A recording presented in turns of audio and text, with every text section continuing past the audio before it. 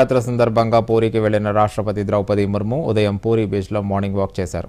ఈ సందర్భంగా ప్రకృతిని కాపాడాలంటూ పిలుపునిచ్చారు. బీచ్లో మార్నింగ్ వాక్ గురించి ట్విట్టర్లో ప్రత్యేకంగా రాసుకొచ్చారు.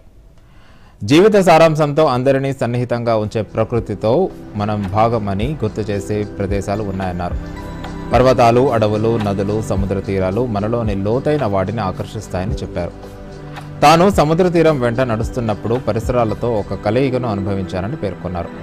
సున్నితమైన గాలి, అలల గర్జన, అపారమైన నీటి విస్తీర్ణం ఇది ఒక ధ్యాన అనుభవం అని రాష్ట్రపతి ద్రౌపది ముర్ము తెలిపారు. నిన్న జగన్నాథుడి దర్శనం చేసుకున్నప్పుడు తాను ప్రగాఢ అంతర్గత శాంతిని అనుభవించానని, అలాంటి అనుభూతిని కలిగి ఉండటంతో తాను ఒంటరిగా లేనన్న విషయాన్ని గ్రహించానన్నారు.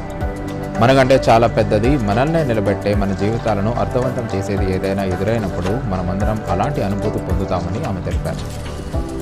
రోజువారీ జీవితంలో ప్రకృతి మాతతో ఉన్న ఈ అనుబంధాన్ని కోల్పోతున్నామన్నారు. మానవజాతి ప్రకృతిపై పట్టు సాధించిందని నమ్ముతోందని చెప్పారు.